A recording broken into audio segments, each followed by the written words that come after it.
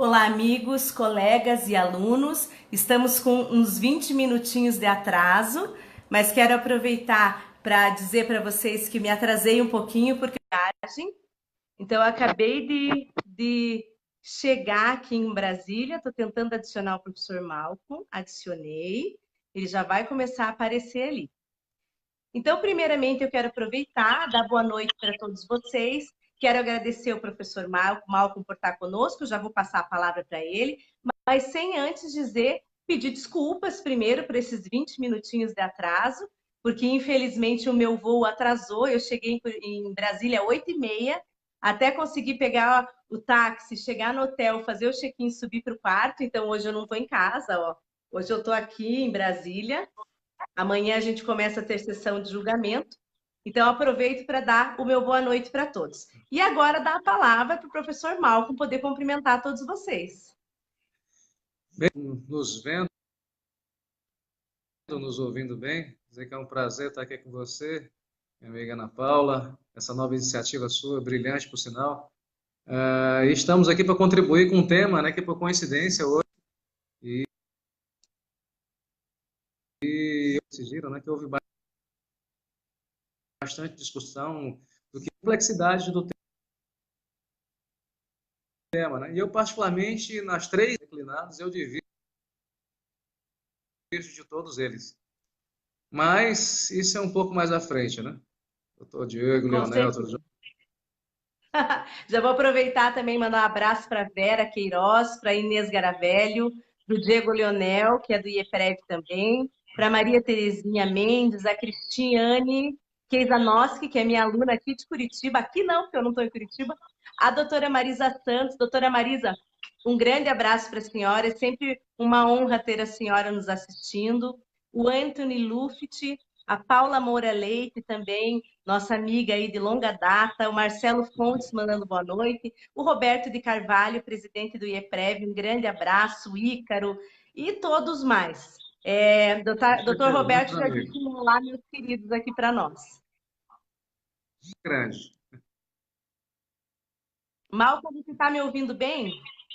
Tô sim. Aqui toda hora. Beleza. O sinal acho que não está tão bom hoje, né? Não, acho que eu fiz alguma coisa aqui que eu não sei ainda o que é, que toda vez que alguém entra, a interrompe. Ah, entendi. Bem, então Mas deixa eu diga aí, se alguém aproveitar para souber. ir comentando um pouquinho qual é o nosso tema de hoje. Então, hoje a gente vai falar sobre aposentadoria híbrida, para aquelas pessoas que desconhecem exatamente o que é uma aposentadoria híbrida, como funciona. Eu vou pedir para o professor Malcolm para a gente fazer uma palhinha do básico. Então, começar com o Perfeito. básico, para que essas pessoas que são novas no direito previdenciário, que estão nos acompanhando agora, que iniciaram a pós-graduação do IEPREV, ainda não sabem exatamente como é a híbrida e quais as suas repercussões no cenário previdenciário, eu vou pedir para você começar um pouquinho com esse básico. E aí eu vou fazendo algumas interlocuções aí no meio para comentar um pouquinho como que foi esse histórico, como ele foi, então, discorrendo aí nos últimos anos. Daí, se você puder, então, já vou te dar a palavra, professor Malcolm. Perfeito, perfeito. Tá ouvindo? Estou te ouvindo. Então tá jóia. Talvez eu até peço perdão para os que já têm um conhecimento mais profundo, mas só para que a gente possa alcançar efetivamente todos, que na verdade na lei a gente não encontra essa denominação aposentadoria híbrida, né?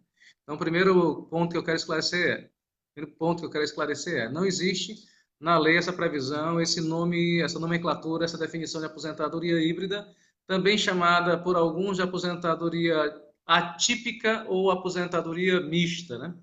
Na lei, na verdade, repito, não há qualquer menção nesse sentido. Na lei 8.213, a bem da verdade, nós só temos 2 parágrafos para tratar desse tema, previsto justamente no artigo 48, parágrafos 3º e 4º, introduzidos pela Lei 11.718 de junho de 2008. Então, há pouca possibilidade, sempre tenho colocado nos cursos, essa aposentadoria ela tem um caráter acessório. Acessório em que sentido? Ou melhor, subsidiário, subsidiário. Em que sentido? Ela só deve ser aplicada nas hipóteses em que aquele segurado especial, nosso trabalhador rural, não tenha necessariamente completado todos os requisitos para se aposentar na condição de segurado especial, ou trabalhador rural, como queira, que é uma espécie, né? Trabalhador rural é um gênero do qual o segurado especial é uma espécie. Então, vou me referir ao segurado especial, tá? Que é o mais comum.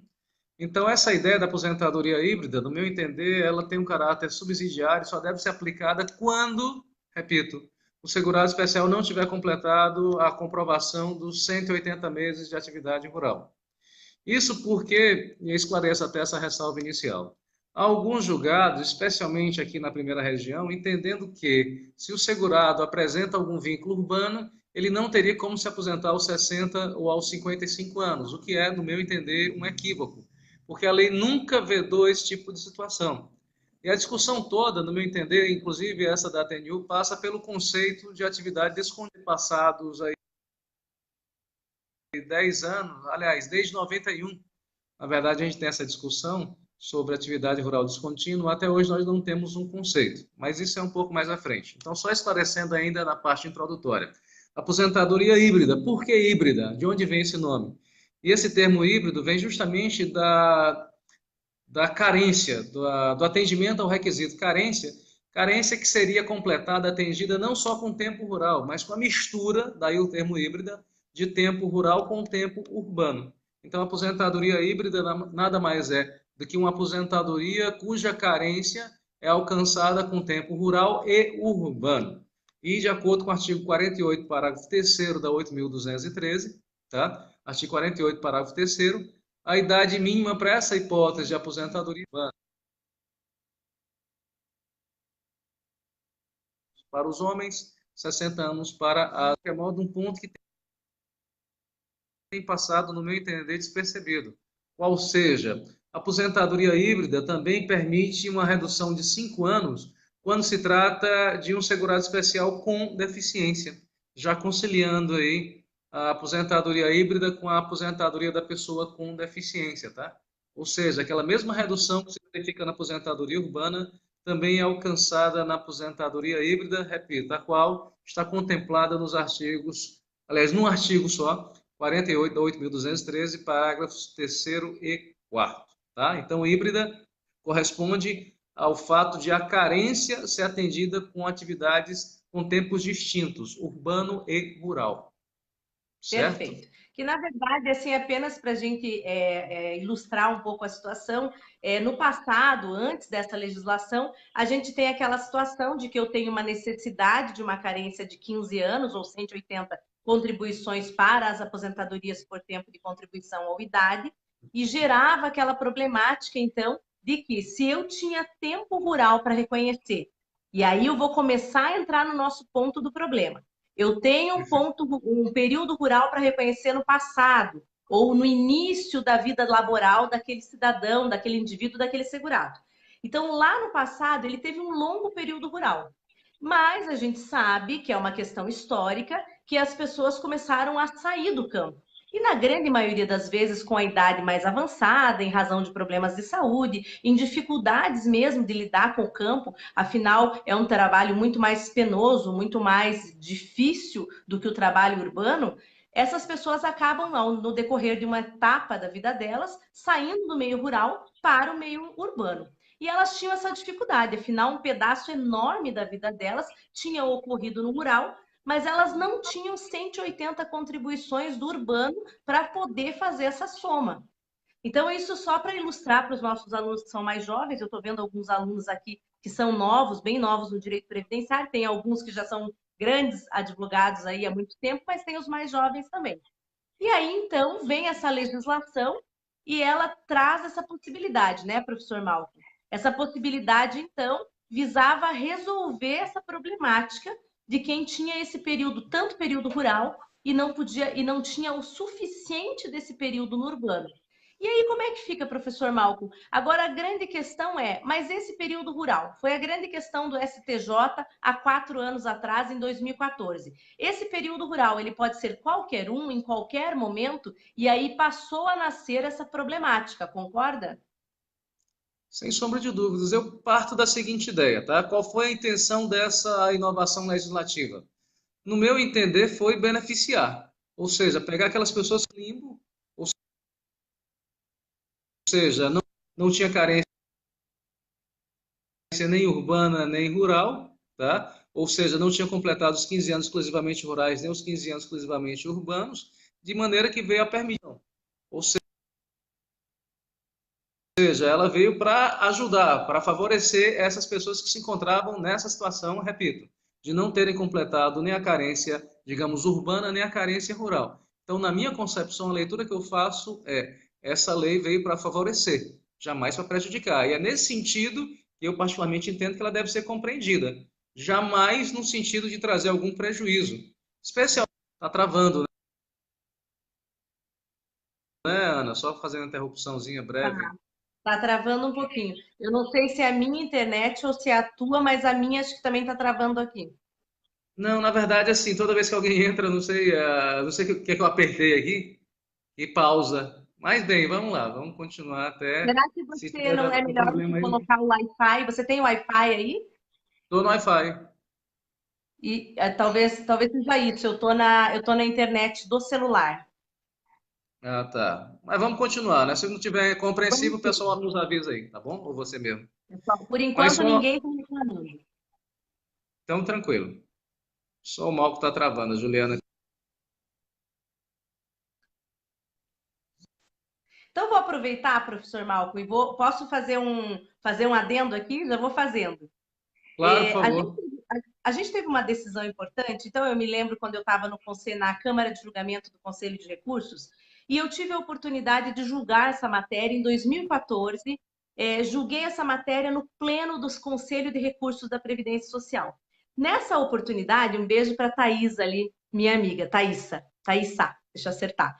Eu tive a oportunidade de julgar essa matéria bem na época, quando o TRF4, com uma decisão bem memorável do Dr. Fabreto, na época, ela trouxe aquela questão de dizer o seguinte: olha, aí eu vou pedir para você complementar, né? Eu vou falar assim de um jeito mais simples para todo mundo compreender, e aí peço para você complementar. Eu me lembro quando essa decisão do TRF4 ela foi bem emblemática, porque ele falou assim: ó, se a intenção do legislador ela fosse prejudicar, né? Por que ele teria, então, aceitado porque ele teria trazido um critério de idade que, inclusive, é maior, ou seja, ele deixou juntar, mas ele aumentou 5 anos na idade. Então, não foi uma coisa gratuita, houve uma contrapartida.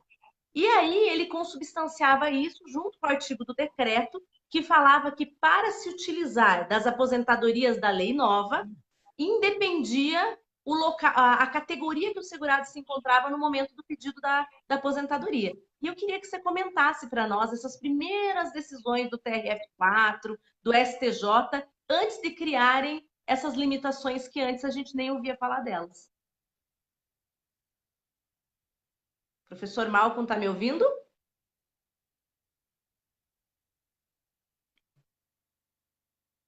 Acho que travou aqui. Vamos convidar ele novamente, pessoal. Sim, Vamos vamos lá. convidá-lo de novo. Peraí, tá me Apanhando ouvindo? aqui.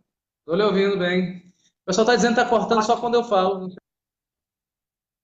Ué, que estranho.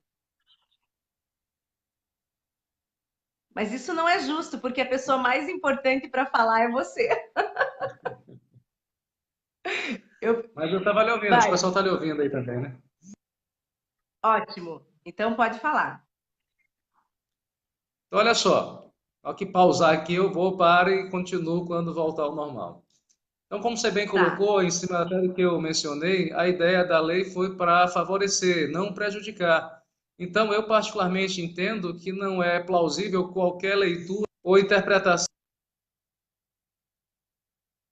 restritiva como a que estão fazendo agora. Então, veja só, como já coloquei, nós só temos dois parágrafos na lei, tá? Artigo 4º, parágrafos 3º e 4º do artigo 48, e nenhum deles se menciona qualquer ideia quanto à limitação temporal. Tá? Então, em nenhum momento vem dizendo de quando poderia, até quando poderia ser aproveitado esse tempo rural ou tempo urbano, assim como também não há em lugar nenhum dizendo qual a preponderância, se deveria ter mais tempo urbano ou tempo rural. Essa inclusive, a orientação do STJ, que não fez qualquer limitação nesse sentido, diferentemente do que está buscando fazer a TNU, e como eu já coloquei nessa decisão publicada hoje, né, teve três pontos de vista totalmente distintos, né? Alguns até se aproximavam, mas, no meu entender, nenhum está de acordo, por exemplo, com a orientação do STJ, que não fez qualquer limitação quanto ao tempo rural ser antes ou depois de 91. Lembremos ainda que o próprio decreto 3048, no artigo 51 do próprio INSS, o Regulamento da Previdência Social, permitiu que a última atividade fosse urbana. Então, não há como se exigir, embora a juíza vencedora, ou cujo voto foi vencedor, tenha dito que não, mas na minha leitura até então, sim, ela exigiu que a última atividade fosse rural, o que foge, o que destoa de toda a orientação do STJ nesse sentido. E nós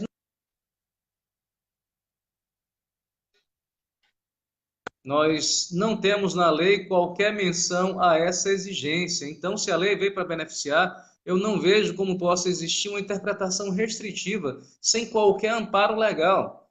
E ressalto, isso não é só porque, nesse caso concreto, veio a prejudicar até então o segurado. Não é essa a leitura que eu faço de maneira uniforme ou indistinta. Eu só entendo que não cabe ao Poder Judiciário criar restrições onde a lei não contemplou. A lei é bem clara. E como já é esclarecido, essa é a minha concepção, acompanhado por boa parte das decisões, se a lei veio para beneficiar, não cabe a ninguém interpretar de forma restritiva essa vantagem. Tá? Então, eu particularmente entendo que é totalmente equivocada essa decisão da Turma Nacional de Informatização, que sim, ao contrário do que a relatora, responsável pelo voto vencedor, colocou, vai contra a orientação da própria Turma Nacional anteriormente firmada, isso há pouco tempo. Então, eu acho até muito temerário essa mudança de acordo com a composição, com o humor, sei lá o que, na Turma Nacional de Informatização, que não permite qualquer estabilidade. De repente, você acha que está tudo sedimentado, você tem uma decisão em chamar, em representativo de controvérsia, e do nada, de uma hora para outra, se muda a orientação. Isso é um absurdo, especialmente quando advém de uma chamada turma de uniformização, né? Então, é muito temerário. Eu espero até, eu espero que o STJ possa ter a oportunidade de corrigir essa distorção, essa decisão equivocada, o que já se anunciou que vai ser feito, tá? Eu espero que isso aconteça e que a gente possa restabelecer a orientação do STJ, que no meu entender seria a mais correta. Mas agora passo para você falar também um pouco, tá? Não, mas é isso mesmo. Eu acho, na verdade, eu já tive a oportunidade de dar um pouco da minha opinião recentemente aqui na live da semana passada.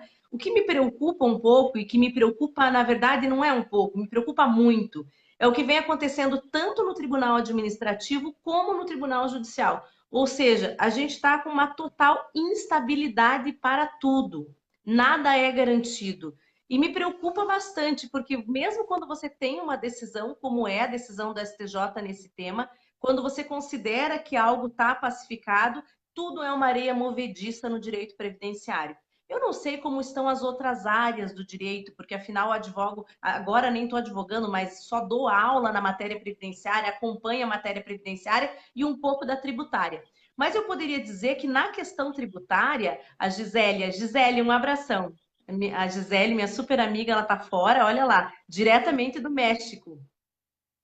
Bem, então só para dizer assim, o que que me preocupa? Me preocupa esse terreno movediço, essa areia sobre os nossos pés, essa falta de segurança. Eu vejo na questão tributária, eu vejo muito mais segurança na questão judicial do que é o que a gente tem no previdenciário. E me preocupa a TNU, e aí eu já faço uma crítica porque eu dou aula de juizado, e assim me preocupa a TNU porque, poxa, nós estamos com a grande parte da população mais humilde adstrita ao juizado especial em razão do valor da causa ter uma limitação, um enquadramento de competência obrigatório. Então, assim, auxílio-doença, aposentadorias de benefício rural, essas pessoas estão sempre adstritas aos juizados. E essas coisas mais terríveis sempre partem da TNU, né? Me desculpem os bons julgadores que nós temos na TNU, mas infelizmente não tem sido novidade, tem sido recorrente essa forma da TNU de agir.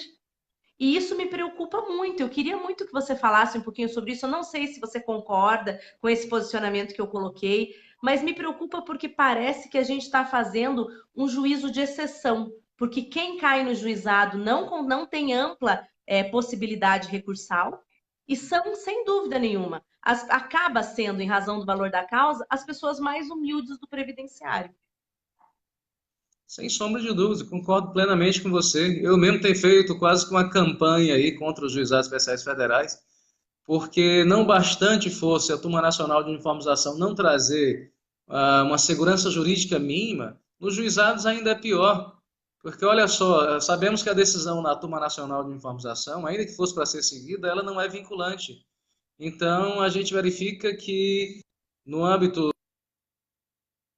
dos juizados especiais federais, nós temos uma total rebeldia, não só quanto à TNU, mas quanto às decisões do STJ e do Supremo. Você pode verificar que mesmo aquelas decisões que no Código de Processo Civil seriam vinculantes, permitindo até mesmo reclamação para os tribunais cujas decisões fossem descumpridas, isso não, nós não verificamos no âmbito dos juizados especiais federais. Então, particularmente, eu, assim até como fizemos lá em Belo Horizonte, agora recentemente, no Congresso do IAPREV no Rio, tenho criticado bastante, tenho sugerido que nem sempre é possível, infelizmente, que as pessoas fujam dos juizados especiais federais, porque lá suas chances são mínimas realmente. Especialmente porque a gente verifica, no meu entender, data máxima venha igualmente, que nós temos muitas arbitrariedades, é muito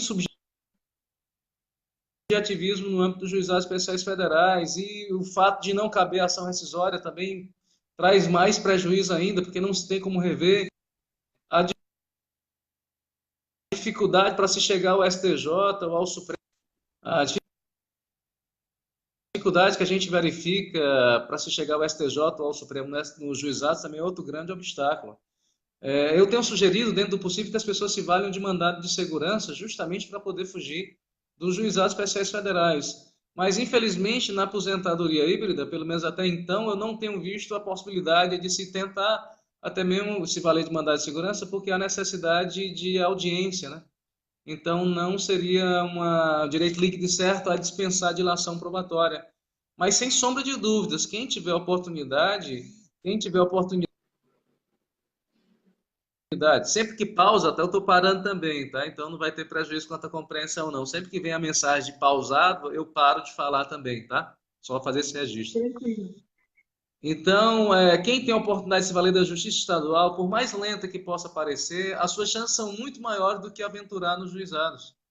Porque na minha concepção também, boa parte das turmas recursais ainda não se atentaram para o poder que elas têm junto aos juizados especiais federais. Isso porque, na maior parte dos casos, se terá da turma recursal em diante o chamado reexame de matéria de fato, que não cabe em incidente de uniformização ou recurso extraordinário. Então, o que a gente verifica, infelizmente, em boa parte do país, é que algumas turmas recursais simplesmente se resumem, algumas turmas recursais simplesmente se resume a repetir o que foi dito pelo magistrado na primeira instância, como se fosse quase impossível alterar uma decisão de primeiro grau na segunda instância, que é a turma recursal. A gente não vê o cuidado, e por mais que haja a quem defenda a quantidade elevada de recursos, no meu entender, isso jamais justificaria o atropelo, o desrespeito ao devido processo legal que a gente tem verificado no âmbito dos juizados. Especialmente também quando se forma coisa julgada, que é outro grande obstáculo no âmbito dos juizados especiais federais que não cabe uniformizar. Então, uma aposentadoria híbrida, voltando ao nosso foco aqui, porventura aplicada uma decisão como essa da TNU, que no meu entender é equivocada, e transitando em julgado, se criando algum obstáculo para se chegar ao Superior Tribunal de Justiça, formada a coisa julgada, essa pessoa vai ficar prejudicada, possivelmente sem qualquer chance futura de renovar essa discussão. Sim, acho que essa, na verdade, professor Malcolm, é a maior preocupação que nós temos aqui. Eu vou aproveitar agora e eu vou dar uma lida nos comentários, porque quando nós estamos com muitos comentários, Eu vou aproveitar agora para tentar ler alguns, para poder ir te falando o que o pessoal está dizendo. Eu estava dando risada, você me desculpa, porque aquela hora eu falei assim que tem algumas pessoas que são novas aqui. E o Roberto de Carvalho e a Marli Marçal estavam escrevendo um que não sou novo, o outro eu sou. E aí eu comecei a dar risada, Ah, porque tá, essa tá certo. interatividade, às vezes a gente fica prestando atenção ali na pessoa que está falando e na pessoa que está escrevendo. Olha, então Perfeito. aqui, a Viviane Nunes, eu quero mandar um abração para ela. Foi minha aluna lá em Vitória da Conquista, na Bahia. Um grande beijo para toda a minha turma lá do professor Ivan, de Vitória da Conquista. Paulo Bacelar, nosso querido amigo, também está assistindo. Alessandra Crescente diz que agora a transmissão parece que ficou ok. Alguns falando que está travando. Deixa eu passar essa parte do travando aqui para eu ir direto para as perguntas, tá? A Tá, transmissão joia. Acho estava que ruim, resolveu, né? mas ela deu uma melhorada, né? Aí veio o Roberto de Carvalho Santos, o presidente do IEPREV, e perguntou assim: Malcolm, qual o recurso para reverter essa decisão, já que alegam não existir os paradigmas? No meu entender, primeiramente, eu ponho embargo de declaração para que deixe bem claro, né? Realmente o que eles decidiram. No meu entender, primeiramente, antes de mais nada, entrar ao pôr embaixo da declaração, porque, no meu entender, sim, está contraditório, está enfrentando a orientação da Turma Nacional de Uniformização. O grande desafio vai ser deixar isso bem claro no incidente de uniformização, porque, veja só, da Turma Nacional de Uniformização, nós só temos duas possibilidades de recurso. Uma delas, no meu entender, descartada, aí, que seria um recurso extraordinário. Então, não cabe recurso extraordinário para discutir essa temática. Tá? Então, da Turma Nacional de Uniformização, repito, só cabem recurso extraordinário ou incidente para a Turma Nacional de Uniformização. Então, no meu entender, só vai caber incidente de uniformização para o STJ, melhor dizendo. Né? Então, repito, da Turma Nacional de Uniformização em diante só tem duas hipóteses recursais. Recurso extraordinário, a qual é descartada na hipótese que não tem matéria constitucional, e incidente de uniformização para o STJ, que é o único que vai caber. Só que eu particularmente entendo, primeiro, tem que embargar até para pré-questionar também, levar para o STJ, deixando bem claro qual é a controvérsia que se quer levar. Tá? No meu entender, deixar bem claro até mesmo, nesse sentido dos embargos que eu agora cogito, de que sim, eles estão exigindo que a última atividade seja rural. Na minha leitura, a exigência feita pela relatora é nesse sentido ao tempo em que ela exige, tá? Segundo o voto dela, que a última atividade, que você estivesse exercendo atividade rural na data do requerimento ou do implemento da idade. Bom, se você requer atividade rural na data do implemento ou do requerimento, logicamente você está reclamando que a última atividade seja rural, o que o STJ já disse que não é o caso. Então, esse é o grande cerne entender da questão. Eles, de forma indireta, decidiram pela exigência de que a última atividade seja rural, o que o STJ já decidiu em sede de repetitivo, que não é o caso. Então, o primeiro ponto eu penso que seja isso, tá? Não há exigência de que a última atividade seja rural, tá? Essa Na é a principal verdade, controvérsia. lendo o voto dela, o que eu observei ali, professor Malcolm, é que ela tentou ela tentou construir uma tese de que ela não estaria indo contra a decisão da STJ. Só Perfeito. que, de fato, ela foi, Com né? certeza, com Foi certeza. claro ali para mim. Porque ela tenta o tempo todo dizer que não está fazendo algo que ela está fazendo. E isso vai criar um conjunto de problemas, principalmente para essas pessoas mais humildes, que são aquelas pessoas que saíram da zona rural, vieram para a zona urbana há pouco tempo, mas que tiveram um longo histórico rural.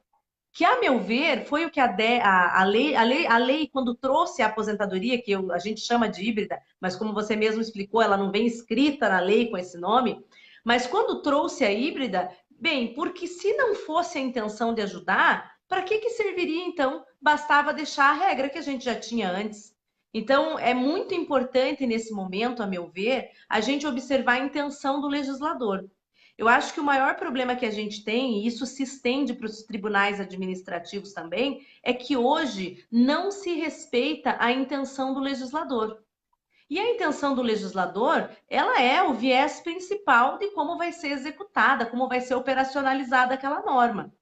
E eu vejo cada vez mais que essa questão da intenção do legislador, ela é desprezada, tanto pelos tribunais e muitas vezes, inclusive, pelo STF, né? Não tanto pelo STJ, mas eu acho que muito pelo STF. Você tem alguma coisa para falar para a gente sobre a intenção do legislador? Como que está a jurisprudência nesse sentido? Desculpa, cortou. Se eu tenho alguma coisa para falar sobre. A respeito de quando a gente trata, como está a jurisprudência quando a gente discute intenção do legislador, que é um dos princípios mais básicos da interpretação das regras hermenêuticas. E aí eu tenho visto que há um desprezo por pela intenção do legislador no momento da execução, no momento da redação da norma. É interessante porque isso, de certa maneira, foi suscitado em um dos votos lá, em que se mencionou a interpretação teleológica, né? Qual seria a mens legis, qual seria a vontade do julgador, aliás, perdão, do legislador.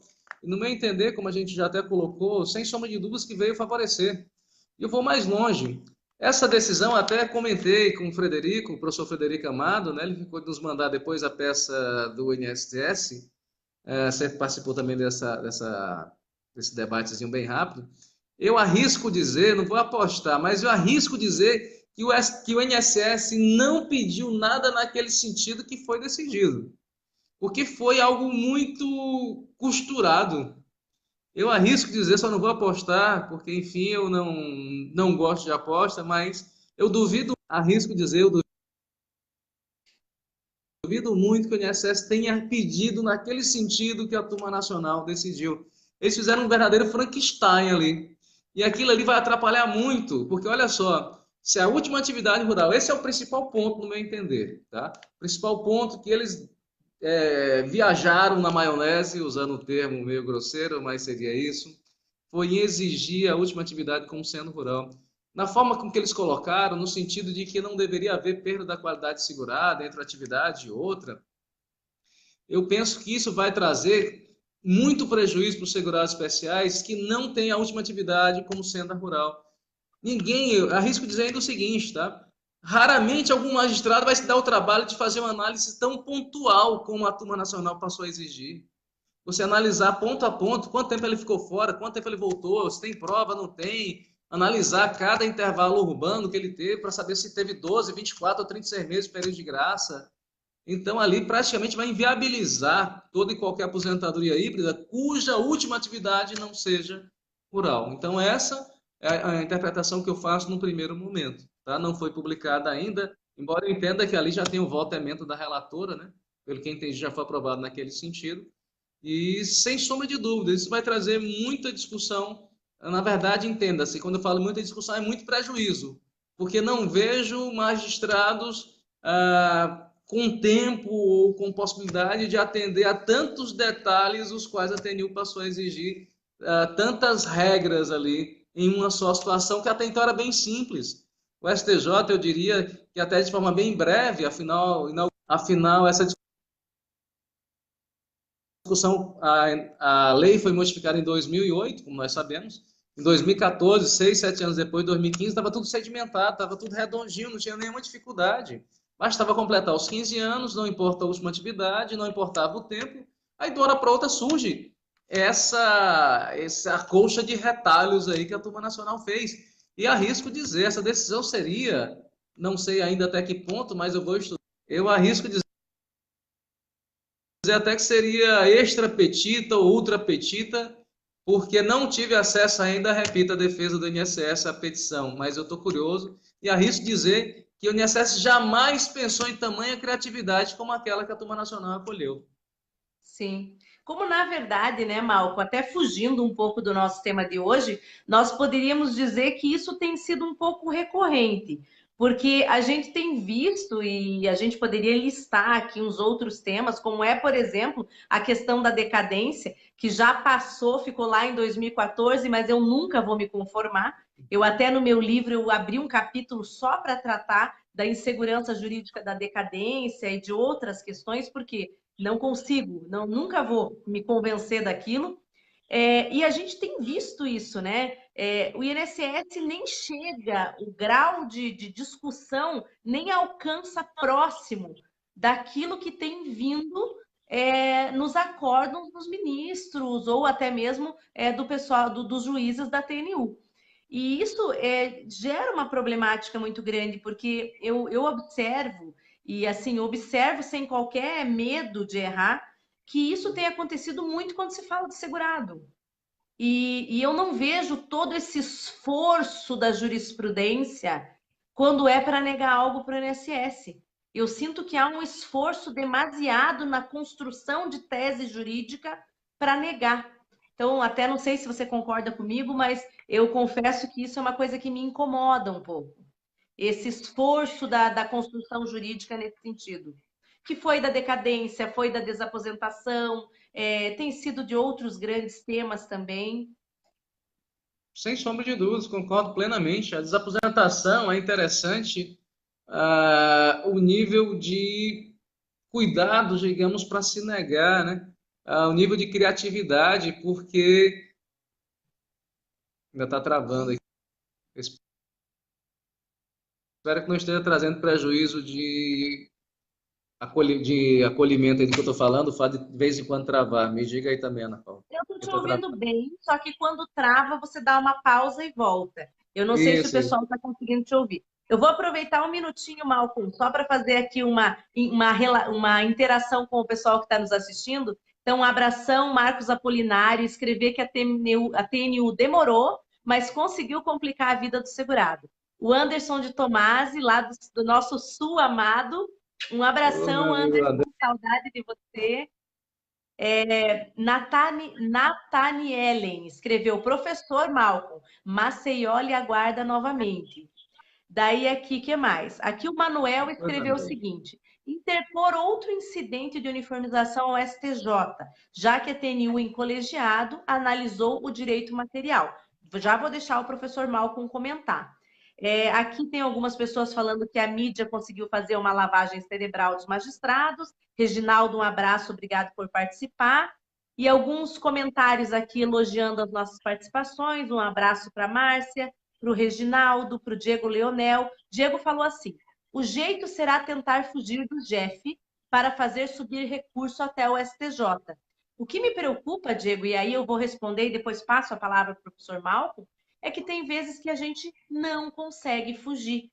Se a pessoa precisa muito e ela não tem tempo para esperar, dificilmente ela vai conseguir fugir. E aí eu faço uma colocação que eu digo em sala de aula para todos os meus alunos e repito aqui. Essa é a importância de investir no processo administrativo. A gente tem dificuldades várias dentro do Conselho de Recursos da Previdência, mas eu te falo, Malcolm, que quando eu julgava lá, eu via muito, muito, muito acórdão melhor da via administrativa quando se trata do segurado especial. Eu acho que a via administrativa está mais preparada para julgar o rural e, inclusive, também a aposentadoria especial, reconhecimento de tempo nocivo, do que o juizado especial. Eu tenho me decepcionado tanto com o juizado que eu defendo muito que a via administrativa, quando eu digo não a agência do INSS, mas o conselho, ele tem demonstrado decisões mais vantajosas, porque se você ingressar no GEF direto, você está jogando uma oportunidade fora. E isso me preocupa grandemente no que tem acontecido aí no nosso cenário nacional. Mas vou te passar a palavra, porque você viu que nós discutimos ali várias coisas que os alunos falaram, então fica à vontade para comentar, professor. Tá joia, minha amiga. Eu concordo com você. No passado, eu até lhe confesso também que eu não era muito, digamos, favorável a recorrer à turma, à junta, ou mesmo o Conselho de Recursos do Seguro Social. Mas atualmente, sem sombra de dúvidas, especialmente em razão da nova composição, das novas composições da da Junta de Recursos, eu penso que vale a pena sim recorrer, exaurir até mesmo, embora não necessário, mas eu particularmente entendo que vale a pena exaurir a via administrativa, até mesmo que não vai ter nenhum prejuízo, não vai ter nenhum prejuízo, não vai ter nenhum prejuízo, porque a prescrição estará.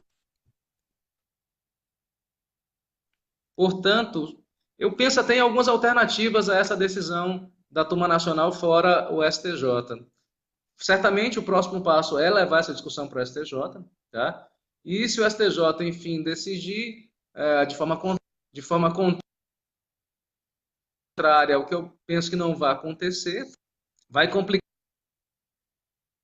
sobremaneira, mas eu penso que, de acordo com a orientação que hoje nós temos no âmbito do STJ, há grandes chances de reverter essa situação junto à turma nacional de uniformização, tá? E eu penso, de qualquer maneira, ainda que se firme essa orientação no âmbito do STJ, o que eu não acredito, mas vamos imaginar, trabalhemos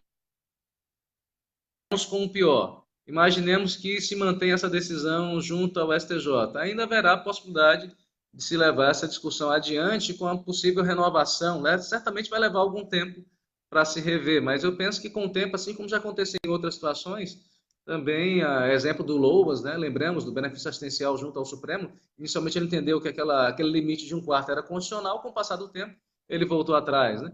Mas eu penso que, respondendo de forma objetiva, o próximo passo é levar para o STJ, sem sombra de dúvidas, e eu penso também o seguinte, indiferentemente a isso, haverá situações que a gente vai poder se valer, por exemplo, de ações civis públicas para ressuscitar essa discussão, ou mesmo o IRDR. E aqui eu aproveito para fazer uma crítica ao seu tribunal, Ana Paula, ao TRF4, nesse aspecto, que, no meu entender, de forma equivocada, data máxima venha, ele entende que não cabe incidente de resolução de demandas repetitivas, que é a outra grande oportunidade que a gente tem, especialmente de uniformizar a matéria no âmbito dos juizados.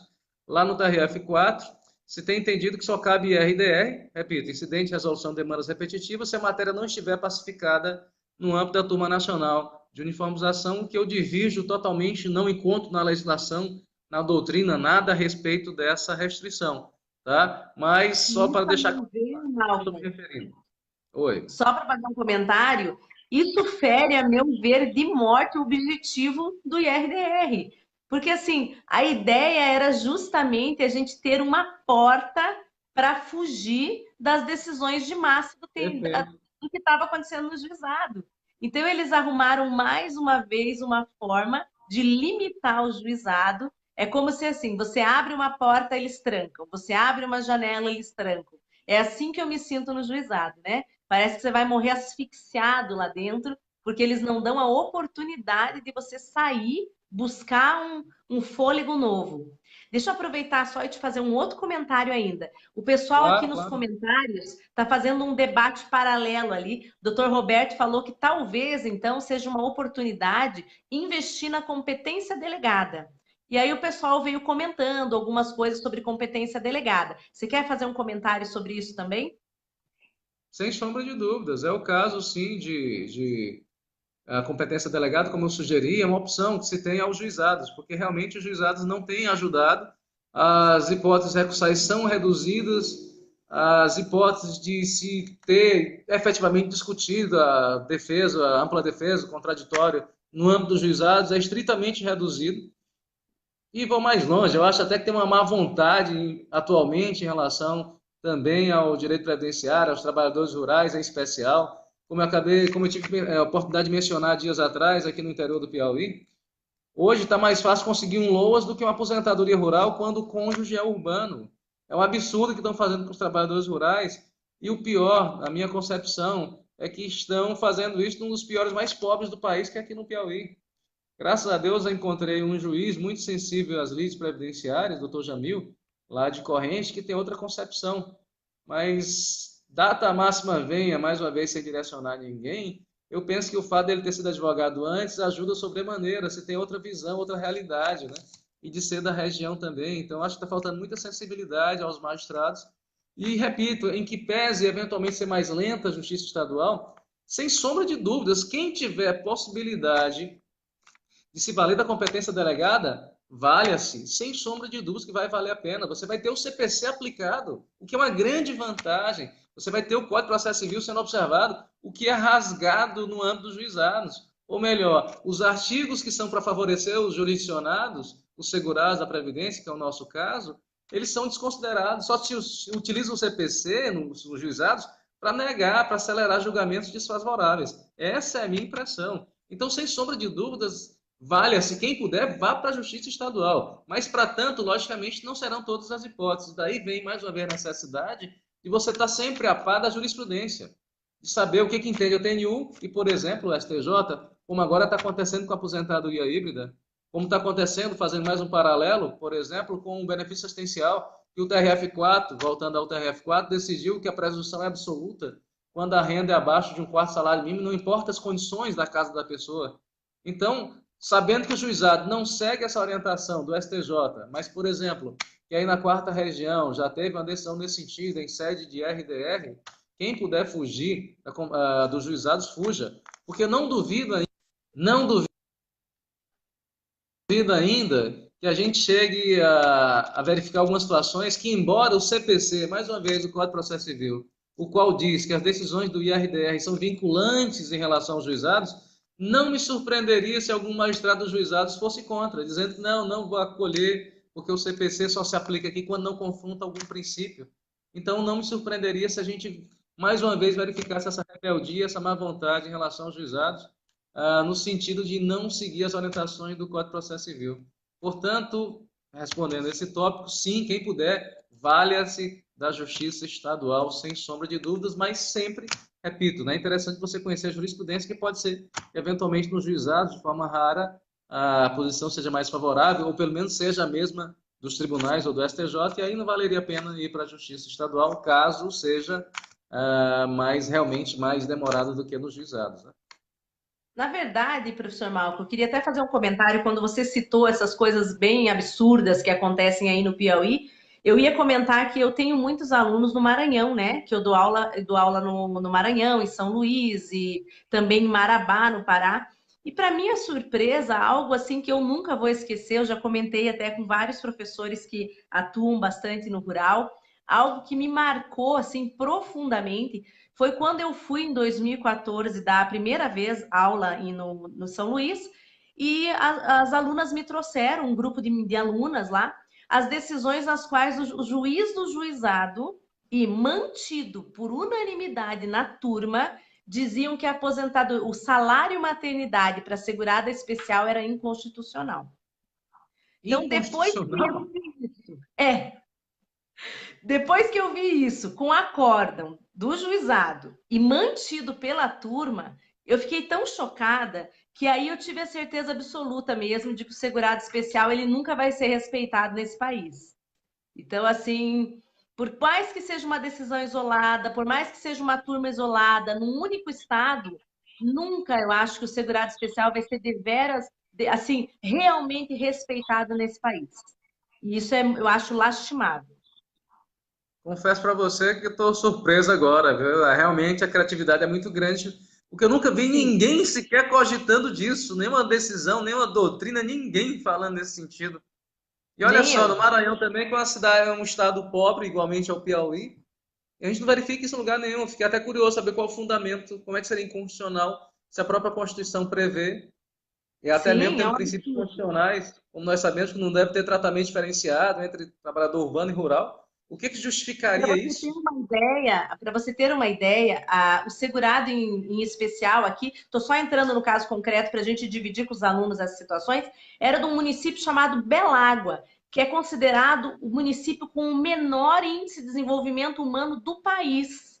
E esse benefício foi negado pelo magistrado com esse argumento absurdo da inconstitucionalidade. Então, assim, depois até vou procurar essa decisão para te passar, porque eu acho que são aquelas pérolas do mal, assim, pérola negra, que a gente vê, que a gente fala, não é possível que as pessoas façam esse tipo de coisa. Até não vou falar pérola negra, porque a pérola negra é maravilhosa, né? Eu vou dizer que é pérola do mal, porque não é pérolas do bem, assim. Perfeito. Porque é para acabar com a gente quando a gente. E você vai uma cidade dessa dar uma aula, você não sabe nem o que falar para o aluno. Porque aí você vem eu, por exemplo, venho do Sul, venho do TRF4, eles falam, professora, mas lá no teu Sul tudo dá certo. Mas ultimamente não está dando certo nem aqui no Sul, né? A gente tem visto essas coisas absurdas, como esse RDR que você comentou há pouco. Então, o que me preocupa bastante é essa alteração de posicionamento no geral. E isso me faz pensar uma questão político-econômica, que é o fato dessa reforma, a forma como ela foi ventilada, que faz com que as pessoas estejam defendendo bandeiras que elas nem sabem exatamente o que significam. Não sei se você concorda comigo e quiser discorrer um pouquinho sobre isso. Sem sombra de dúvida, né? Infelizmente, a gente tem visto mais uma vez essa questão da instabilidade, como você bem colocou, atualmente se verifica antes do direito, se cogita qual o impacto que isso vai trazer, né? Quantos bilhões de reais vai trazer aos cofres, até com algumas situações bem esdrúxulas, como agora o STJ decidiu a favor do acréscimo dos 25% a mais para as outras aposentadorias, no outro dia o INSS já trouxe um número, 3,5 bilhões. Como chegar a tal valor? É impressionante. Infelizmente, hoje é fato, né? No Supremo, notadamente, antes de se decidir sobre o direito, primeiro se questiona sobre o impacto que isso vai trazer. Então é muito complicado realmente você trabalhar com isso, porque é um argumento até difícil de contestar, especialmente difícil também porque a gente não tem uma certeza da real situação, porque o governo não contribui nesse sentido. Muito se fala em déficit, mas a gente não tem uma exata noção, e a União não é convidada a demonstrar isso, simplesmente se acolhe, né? Simplesmente se acata toda e qualquer orientação nesse sentido, sem qualquer comprovação que possa realmente ter alguma validade, que a gente possa até mesmo combater ou refutar. Infelizmente, essa é uma realidade que já nos acompanha há algum tempo, né? Não foi diferente dentre outras situações já por nós aqui citadas, a desaposentação. É um absurdo aquela ideia de que o artigo 18 da lei não permitiria a desaposentação, porque não tem previsão do aposentado ter outro benefício depois de ter obtido a sua aposentadoria. Ninguém nunca pediu isso na desaposentação. Ninguém nunca pediu para acumular mais de um benefício. A ideia era renunciar de um e passar a receber o outro. Então são decisões, no meu entender, até muito superficiais. Considerando que havia fonte de custeio posterior, né? Ninguém não estava sendo pedido nada gratuitamente. Justamente, está se pagando, afinal de contas, não é uma verba esperada a continuidade dos pagamentos dos aposentados. Então, certamente essa verba não estava nas contas do governo para manter o atual sistema, né? É igual a questão da decadência, né? Que eu falei, eu vou morrer e não vou engolir aquela história de que diz o ministro, né? Que ele não estava dando efeito, ele não estava retroagindo a norma, mas que ele estava dando efeitos imediatos para situações constituídas no passado. Aquilo é de matar também, né? Uma super criatividade. Eu penso que ele levou várias horas para dar um novo nome para dizer que uma norma está retroagindo. Então, deu efeitos imediatos para situações constituídas no passado. Eu não engulo essa. E o pior é o seguinte, vamos imaginar, de forma bem breve, já que esse não é o nosso foco, mas olha só, como é que você decide em 2014 que o prazo acabou em 97, 17 anos atrás? Que começou, né? Que acabou em 2007, 7 anos atrás. Então é um absurdo. Se tivesse o mínimo de respeito à jurisprudência dos próprios tribunais superiores, por exemplo, o STJ, no mínimo se deveria ter modulado aquela decisão. Jamais querer aplicar em 2014 e dizer, olha, o prazo começou lá em 97. Acabou em 2007, Sim. então estou decidindo isso agora em 2014. Como é que a pessoa se planeja? Se até 2012 o próprio STJ, que era o tribunal responsável pela uniformização da interpretação da lei federal, dizia que não tinha prazo para quem tivesse aposentado antes de 97, como é que 2014, 2 anos depois dessa mudança de orientação que houve, você chega para as pessoas e diz, olha, realmente o prazo é 10 anos e acabou a 7. É um absurdo. Sim, No meu entender, não se com certeza. sustenta. Nós não verificamos esse mínimo cuidado hoje com o nosso direito previdenciário. E não é querer sempre beneficiar os segurados, mas é que a gente possa ter uma mínima previsibilidade. O que, que essa mínima estabilidade, essa mínima previsibilidade, a gente não tem. Nos é roubada hoje no direito previdenciário, especialmente no regime geral de previdência social. Na verdade, Malcolm, assim, não querendo. A gente vai sair desse tema, mas só para fazer um comentário que tem tudo a ver, porque a gente está falando dessa falta de segurança total. Mas o que eu queria dizer ainda é o seguinte: ainda que eu vou aplicar para o período, para o pessoal que teve a situação constituída antes da medida provisória em 97, ainda que eu teria que, no mínimo, respeitar a questão do direito intertemporal. E dizer, então, que pelo menos eu elasteço esse período do pedido.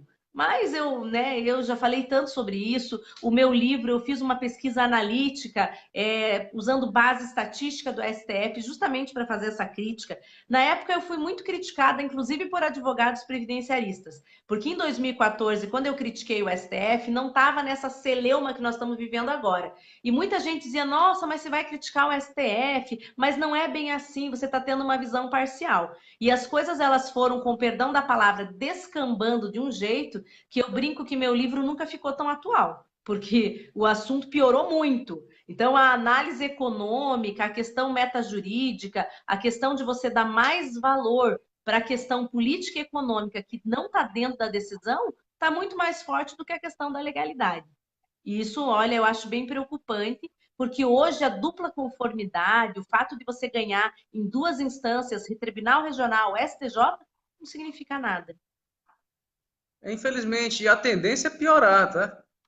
Eu tenho sempre levantado muito isso porque as pessoas acham de forma até ingênua que eventuais discussões que só dizem respeito ao direito previdenciário não alcançará os outros ramos, o que é um grande equívoco, porque a linha de raciocínio que porventura ora se aplica ao regime geral não vai mudar de acordo com o direito. Então, é uma briga que não é para ser só dos previdenciaristas, é para ser de todo mundo. Esse respeito pela segurança jurídica, esse respeito pela boa-fé objetiva, como levantou até o professor Roberto de Carvalho aqui, a gente tem que ter um mínimo de estabilidade. Eu, particularmente, ainda não tive tempo de comentar, mas teve uma decisão agora sobre previdência complementar em que o STJ diria de forma muito coerente, resolveu modular os efeitos da decisão. Disse: olha, como é uma nova orientação, vamos aplicar só daqui para frente. Isso tem expressa previsão no CPC, no Código de Processo Civil atual. E mesmo quando do Código de Processo Civil anterior já tinha decisão nesse sentido. Então, eu penso que, acima de tudo, a gente deva cobrar esse mínimo de respeito aos segurados, as decisões dos próprios tribunais. Por exemplo, essa ideia absurda de querer que se devolva os valores que se recebeu a título de antecipação de tutela, não diz respeito só ao direito previdenciário, diz respeito a qualquer outra temática. A gente tem que se preocupar e tem que combater isso aí efetivamente. Não tem lógica alguma, por exemplo, ao tempo em que nós temos até uma súmula da Advocacia Geral da União, a súmula 34, que diz que quando há um erro do servidor, não tem que devolver nada, se não houve má-fé do servidor público. Isso diz respeito ao servidor público, mas a linha de raciocínio é a mesma. Ora, se um servidor pode errar, isso não traz a obrigação do servidor que teve a vantagem auferida, né? Se um colega da administração, do setor de recursos humanos erra e concede uma vantagem a mais a um servidor, esse servidor beneficiado não tem que devolver nada, como se cogitar de uma decisão judicial, a qual certamente o segurado não agiu de má fé, ele vai ter que devolver. E olha só, o servidor público tem a sua renda garantida, vai descontar do salário dele. E o segurado que se aposentou, vai descontar de quê? Vai esperar ele se aposentar para depois descontar? Vai executar, como o INSS tem feito atualmente? Isso é um absurdo, não se sustenta. Isso tudo não é porque o STJ decidiu que não possa ser revisto. Como você bem colocou, o Sim. Supremo decidiu. Bom, e daí? As decisões estão aí para serem revistas. Mas para isso, logicamente, a gente precisa ter bons fundamentos. E isso passa necessariamente pela nossa qualificação. A gente precisa estudar para poder criticar. Não é porque o Supremo decidiu que ele esteja correto. Desde 2014, ele vem batendo nessa questão da desaposentação, aliás, perdão, do prazo decadencial, que não se aplica, que foi um grande equívoco. E, felizmente, embora não de forma ainda integral, mas nós já temos encontrado várias decisões afastando o prazo decadencial a despeito da decisão do Supremo. Então, nós não devemos nos assustar com isso. O STJ decidiu. E daí? Eles erram. Eles erram, o Supremo erra também. E nós estamos aqui justamente para buscar mudar e demonstrar isso. Mas, repito, isso passa necessariamente pela qualificação nossa, pela nossa necessidade de estudar, de não sairmos aventurando até para não fragilizar teses e defesas também.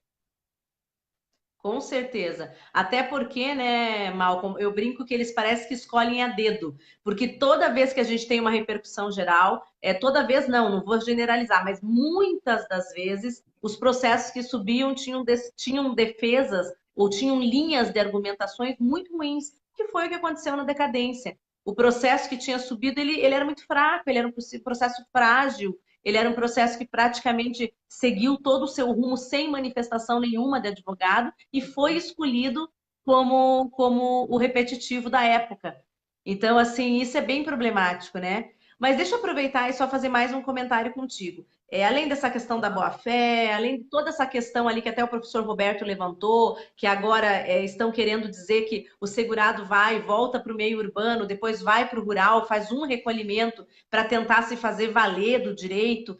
Além de eu querer que você comente isso, eu queria que você fizesse ainda um comentário, que é referente à seguinte situação. O que a gente tem visto agora? Qual é o nosso cenário atual? Alarmante, né? Está todo mundo desesperado. Com essa decisão, eu vi muitas vezes os juízes se referirem a 91. Afinal, em 91, a gente teve uma modificação do regime do segurado especial. Mas, afinal de contas, para poder contar esse período, ele teria que ser anterior a 91, ele teria que ser posterior, ele teria que ser anterior. Nessa decisão que você viu agora, que eles disseram que não falaram o que falaram, você acha que eles também colocaram o ano de 91 como um marco temporal? Não colocaram. Não colocaram na teoria, porque veja só, lá eles colocam que não poderia ser remoto, um conceito totalmente abstrato, tá? O que é remoto, né? 91 acaba antes, 91 acaba sendo remoto. No meu entender, a gente volta para aquele ponto que nós já mencionamos, qual seja, na lei nada foi dito a respeito, ninguém cogitou se é antes ou depois de 91. E eu continuo também, então nesse ponto eu entendo o seguinte, pode ser antes de 91, pode, o STJ já decidiu isso, tá? A Turma Nacional também tinha decidido, então não interessa quando foi o tempo rural, o que interessa é, sendo bem objetivo, tem 15 anos somando tempo urbano e rural? Tem. Ah, mas foi anterior a 91, e daí? Não tem lugar nenhum estabelecendo essa data, esse marco, essa referência. Pode ser antes de 91, pode ser depois, e isso, repito, não só para aposentadoria híbrida, tá? Não só para aposentadoria híbrida. No meu entender, até aposentadoria aos 60 ou 55 anos, que seria aquela típica, chamada típica, também você pode pegar tempo anterior ao 91, não interessa. Isso porque, e aí também faz parte da nossa discussão, a lei cogita que a atividade rural pode ser demonstrada, melhor dizendo, de forma descontínua. Afinal, o que é descontínua? E aí até quem diga que precisaria de interpretação doutrinária ou algo, interpretação teleológica, mas veja só, no meu entender, como nós sabemos, pelo menos é o que eu sempre defendo, se não tem resposta na lei, não tem no decreto, nós vamos para a orientação do próprio INSS, qual seja a instrução normativa. Se você pegar a instrução normativa atualmente, a 77 de 2015, entre os artigos 157, 157 e 159, você vai encontrar a resposta para o que é descontinuidade.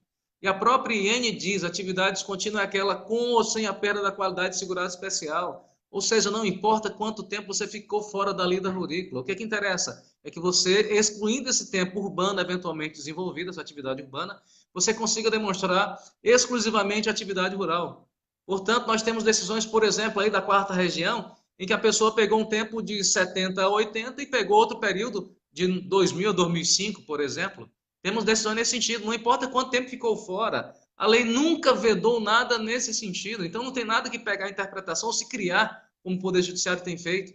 Inclusive, eu me recordo bem, em 2009, eu tive aí na sua cidade, em que teve um congresso de direito previdenciário, eu escrevi um artigo sobre aposentadoria por idade rural, onde eu colocava um benefício à deriva da jurisprudência e da doutrina, porque havia, naquela época, um conceito equivocado e que felizmente mudou, de que o segurado especial só poderia passar 3 anos fora da lida rural sem prejuízo da sua futura aposentadoria. Por que 3 anos? Porque é o limite máximo do período de graça. Eu já dizia naquela data, em 2009, com arrimo na IN 20 de 2007, que o INSS nunca levantou nada nesse sentido. O próprio INSS, nas suas instruções normativas, arrisco dizer em todas elas, pelo menos de 2007 para cá, eu garanto, sempre permitiu que a atividade rural fosse de forma descontínua, repito, entendendo como descontínua a possibilidade de se perder a qualidade de segurado rural, segurado especial, sem com isso trazer prejuízo quanto à aposentadoria rural. Ou seja, o que importa então? 15 anos exclusivamente rurais, 180 meses de atividade exclusivamente rurais, não importa se a pessoa teve 1, 2, 3, 4, 5 anos de atividade urbana. Então, nesse caso, voltando ao nosso assunto, pouco importa, pouco faz diferença se é antes ou depois de 91, a atividade pode ser descontínua. E se é descontínuo na aposentadoria aos 60 ou 55, não tem por que ser diferente na aposentadoria híbrida, que afinal de contas, como já deixamos bem claro, veio para ajudar. Então, a atividade descontínua que é admitida na aposentadoria típica é a mesma que a ser admitida na aposentadoria híbrida. Não interessa a data em que aconteceu. O que importa é, somando o tempo rural com o urbano, nós temos 180 meses de atividade. Não interessa se antes ou depois de 91. Não tem essa exigência que a Turma Nacional passou, embora não queira admitir, de que a última seja rural. Eles estão cobrando isso. E é por isso que eu sugiro, inclusive nesse sentido, que se opõem embargos para deixar isso bem claro, para que se pré-questione e leve essa discussão para o Superior Tribunal de Justiça. Então, não interessa quando foi o tempo, se antes ou depois de 91. Isso é fato. Acho então, Malcolm, que seria bem interessante, já que a gente tem bastante pessoa aqui nos ouvindo, a gente vai pedir para essas pessoas compartilharem depois. Quem está gostando, compartilha, convida outros colegas para assistir. E acho que a gente podia até propor aqui que a ideia seria embargos e declaração. Começar a embargar para pré-questionar e delimitar. Até para obrigar esses magistrados que estão decidindo dessa forma a se incomodar, no sentido que já que é para cumprir meta, e muitas vezes, com todo respeito a quem não pensa, a quem não age dessa forma, mas muitas vezes é mais fácil negar um direito porque eu cumpro uma meta, a gente começar também a embargar para pedir que esclareça. Tudo bem que a gente sabe que muitas vezes vai vir mantido pelos próprios fundamentos, mas eu acho que é interessante, porque já que o embargos ele tem uma decisão integrativa, ele é interessante para nós, para que a gente possa ir criando um histórico e demonstrar também por parte da advocacia o tamanho dessa luta, ou seja, que a gente está irresignado com essa situação. Porque, olha, eu acho assim, essa situação do rural, a gente já discutiu isso em 2014, foi uma vitória e de repente a gente vem retroagir dessa forma. É um retrocesso completo para essa camada da população que depende tanto desse benefício. Eu acho que é difícil assim a gente engolir e talvez seja um momento de lançar mesmo uma campanha pelos embargos da declaração. Sem sombra de dúvidas. Eu, particularmente, em todos os cursos que eu faço, eu sempre oriento, ainda que esteja bem claro, opõe embargo de declaração para pré-questionar. O que eu penso é o seguinte, nessa decisão, um abraço no seu esposo aí, aliás, está no Anderson, que eu estou vendo aqui. Ah, um Nessa abraço. decisão, nessa decisão nós temos mais de um ponto, e eu penso o seguinte, por mais que porventura não venha a ser modificado integralmente, o que eu acredito que vá, mas trabalhando com o pior cenário, por mais que não venha a ser modificada essa conclusão da TNU, eu penso que, sendo mais de um ponto a ser levado ao STJ, pelo menos um ou dois deles devem ser acolhidos e modificar essa orientação da Turma Nacional, a exemplo, especialmente, dessa exigência da última atividade. Então, a questão é, a responsabilidade é bem grande, é gigantesca de quem vai trabalhar com esse incidente de informação para o STJ, que tem que deixar bem claro, tem mais de um ponto sendo questionado. E por mais que, porventura, não se admita em relação a um, entra com o pedido de submissão, que a gente sabe que é cabível, sequer precisa de agravo para levar essa discussão para o STJ. Se, porventura, a Turma Nacional decidiu, o presidente da Turma Nacional não admitir, a gente sabe que basta pedir para que suba de qualquer maneira, tá? E aí é obrigado a subir para o STJ. E eu penso, repito, tem mais de um capítulo, mais de um ponto a ser discutido nessa decisão. E ainda que não se mude, se reverta totalmente, pelo menos um ou dois a gente consegue, eu penso que vai se conseguir, que seja revista essa decisão junto ao Superior Tribunal de Justiça, porque está totalmente distoante, por mais que eles não queiram admitir. Malcolm, aproveitando o Marcos Apolinário, ele escreveu o seguinte: não seria caso de reclamação ao STJ após a decisão de segunda instância? Eu vou deixar você responder, depois eu vou fazer um comentário sobre isso também. Perfeito. Primeiro que, infelizmente, não cabe reclamação da turma recursal em diante, tá? Você fala Costa da segunda instância, né? Nos juizados especiais federais, de acordo com o regimento interno da TNU, só se admite reclamação no próprio processo, quando a decisão da TNU for descumprida. Então, trocando em miúdo, só cabe reclamação inter partes. Não tem como aproveitar de outra decisão proferida no âmbito do STJ ou na Turma Nacional para provocar reclamação no âmbito dos juizados especiais federais. E junto à Turma Nacional de Informação também não cabe reclamação para o STJ, infelizmente. Isso porque, apesar do CPC prever essa hipótese, como eu já coloquei mais cedo e repito, nos juizados, a reclamação só tem uma única possibilidade, que é interpartes dentro do próprio processo. Então, infelizmente, não cabe, Marcos, a reclamação. Eu entendo até que deveria. Eu já até escrevi um artigo também a respeito disso. Se repensar a via da Porque reclamação, especialmente no âmbito do juizado. foi uma limitação já, inclusive, para justamente para amarrar essas questões, a meu ver, e impedir mesmo que você tenha como reclamar a partir de determinado momento. Então, eu acho que a ideia do juizado foi justamente essa. Eu não acho que foi um acaso, não. Eu acho que essas questões elas são muito bem delimitadas para que algumas situações não subam nunca. Eu já vejo pelo lado mais assim político da questão mesmo de organização judiciária no juizado especificamente. Eu tenho uma outra Mais uma pergunta para vez, você, Mal. mais uma Oi? vez aquela ideia dos princípios, né, que vai contra, o que é um absurdo. Agora, princípio Sim. justifica tudo, né? Quando se quer É. negar, a lei não diz, não, mas o princípio da celeridade, da informalidade, tem até um mantra aí que se diz que só se aplica o CPC quando não for contrário aos princípios. Pô, mas aí fica difícil, né? Até covardia. Porque princípio se Com aplica em certeza. tudo quando você quer. O problema da visão aberta da Constituição, essa interpretação com base em regra e princípio, é isso, né? Serve para o bem e serve para o mal.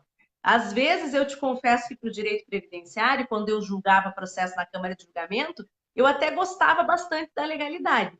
Porque para o rural e para o especial, quando você cumpre a lei, ela é suficiente para resolver a mais 90% dos casos de benefício Concordo. rural e especial. Então, assim, às vezes eu prefiro ter um amor, um apego à legalidade, porque quando a gente abre demais, a gente tem isso que a gente está vendo no STF, e que, a meu ver, é extremamente preocupante. Mas aí nós temos uma pergunta do Diego Leonel, que é o seguinte: até eu acho que aqui a gente vai ter que fazer uma ponderação, uma explicação quanto a essa questão do recolhimento. Malcolm, se o período rural for posterior a 91, o segurado na híbrida terá que fazer a indenização? Eu acho aqui que só a gente tem que tomar muito cuidado para não misturar as coisas, né? Porque aí, se eu estou falando de híbrida, se eu quero usar o período como período rural, e eu estou dizendo que é um segurado especial que trabalha em regime de economia familiar, eu não tenho que falar em contribuição. A preocupação que a gente tem aqui, que talvez seja o que o Diego Leonel quis dizer, é o seguinte: já que não vão aceitar, eu teria que recolher, será que foi isso que ele quis dizer? Porque o fato 91, para quem trabalha em regime de economia familiar, não mudou nada, né, professor Malcolm? Perfeito. Com certeza. Na verdade, é o seguinte, o STJ também já decidiu, já tem decisões do STJ, antes ou depois de 91, contam sempre como carência sem precisar pagar nada. Aquela ideia de indenização lá do artigo 55, parágrafo 2º, tá? A previsão do artigo 55, parágrafo 2º, ela é voltada para aposentadoria por tempo de contribuição, ou, se for por meio de contagem recíproca de tempo de contribuição, seja antes ou depois de 91, haveria necessidade de se indenizar. Mas sendo aposentadoria por idade rural, híbrida ou não, tá? Sendo aposentadoria por idade híbrida ou não, o tempo mesmo posterior a novembro de 91 não precisa ser indenizado de maneira alguma, se, repito, se for para ser aproveitado em aposentadoria por idade aos 60 ou 55, se homem ou mulher, ou na híbrida aos 65 ou 60. Não há necessidade de indenizar nada. E o STJ também já decidiu nesse sentido. Perfeito. Professor, eu quero aproveitar aqui. Kátia Diniz diz que você é 10, eu também acho. A Puxa Nayara vida. escreveu professores. A questão é o imediatamente anterior, né? O que mata. A Silvana mandando abraço. Pessoal, Regina Prado, Malcolm é top. Janine Bacelar, muito bem, muito bom, excelentes esclarecimentos. Viviane Nunes Santos. Aí temos aqui nosso amigo Gilberto Orsolan Jacques. O perigo dos embargos é que, infelizmente, há aqueles ainda mais arbitrários que podem aplicar multa, um verdadeiro perigo. Então, esse é o posicionamento que o Gilberto deixou aqui sobre aquela questão que nós colocamos dos embargos.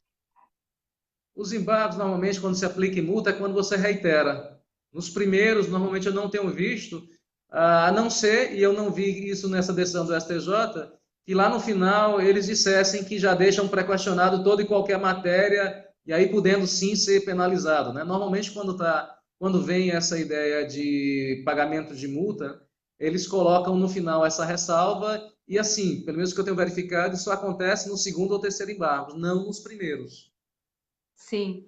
Eu quero aproveitar e mandar um abraço para Maria da Graça, para o Manuel Moreira, para a Kátia Diniz. Eles fizeram uns elogios para nós aqui. Depois você tem que ler lá Obrigado. e curtir os comentários também dos nossos amigos que estão Com participando conosco, certeza, viu?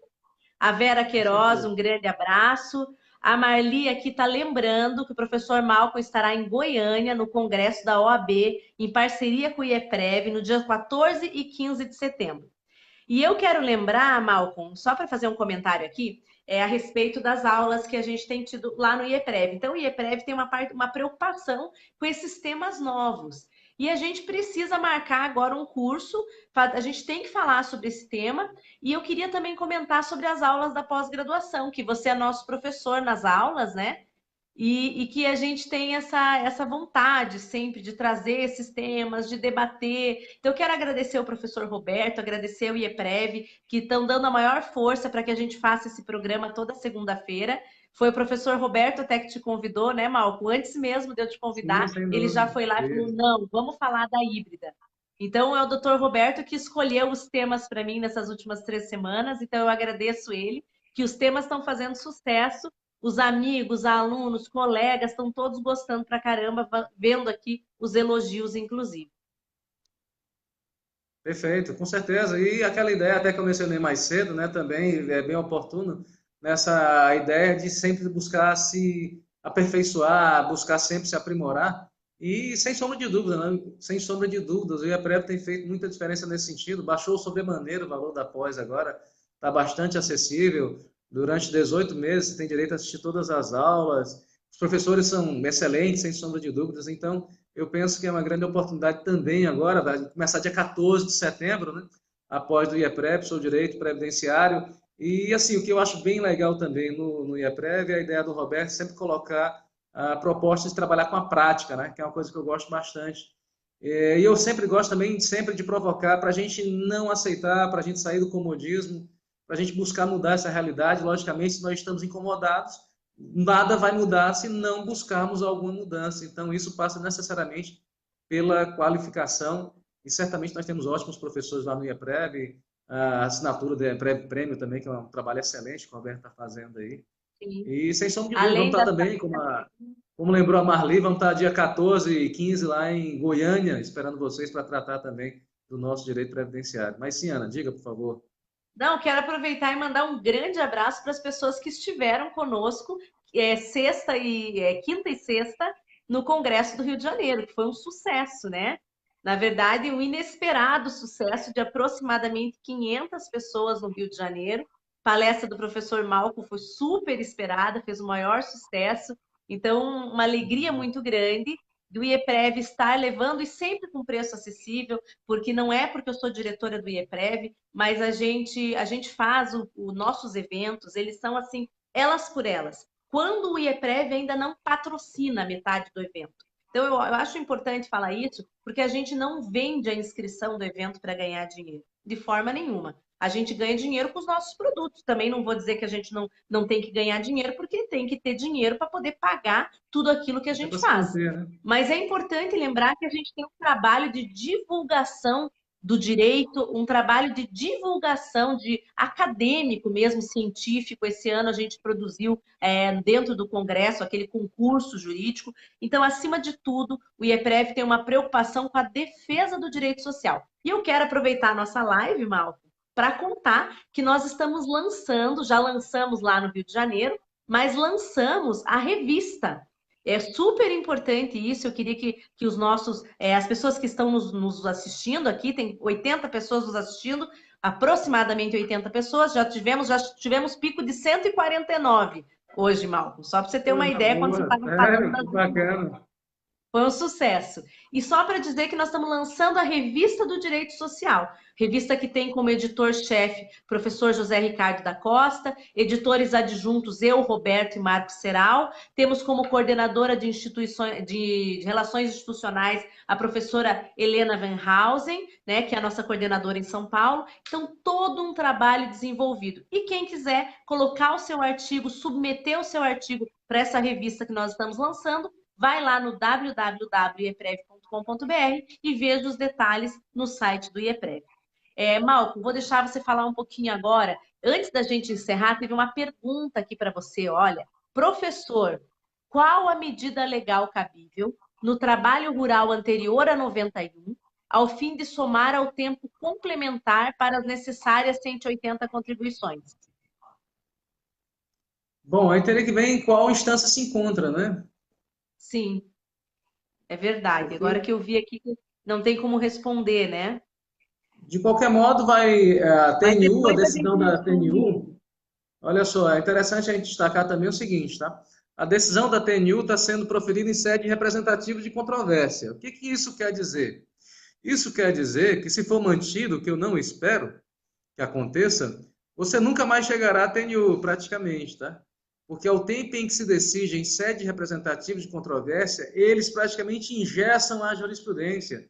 Porque, de acordo com o artigo 15 do regulamento, do regimento interno da Turma Nacional de Uniformização, quando se decide com base em representativo de controvérsia, quando tem uma decisão da turma recursal, com base em representativo de controvérsia, o máximo que você consegue, quando você interpõe o seu incidente de informação, é um agravo para a própria turma recursal. Você não chega mais na turma nacional de informação.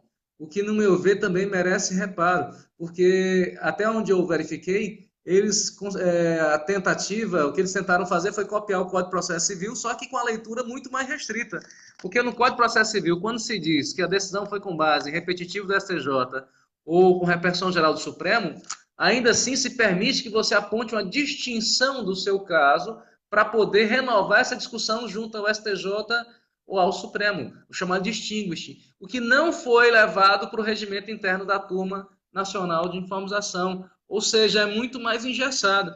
Então é urgente que a gente busque modificar essa decisão da Turma Nacional de Informação, porque caso contrário, isso vai se sedimentar e vai barrar que se rediscuta essa discussão. Então, é urgente que se recorra para o STJ, já soubemos de pessoas capacitadas que buscarão fazer isso, mas de antemão sugiro que primeiramente se oponham um embargo de declaração e não nesse, talvez não vá ser possível, mas já tenho até cogitado com o Roberto do IEPREV atuar bastante também como amigo escuro, como amigo da corte, para poder trazer essas orientações, trazer novos pontos de vista, melhor dizendo, que possam realmente trazer o melhor direito. Não necessariamente que sempre seja a favor do segurado, mas pelo menos que tenhamos decisões justas, decisões coerentes, decisões que analisem todos os fundamentos levantados.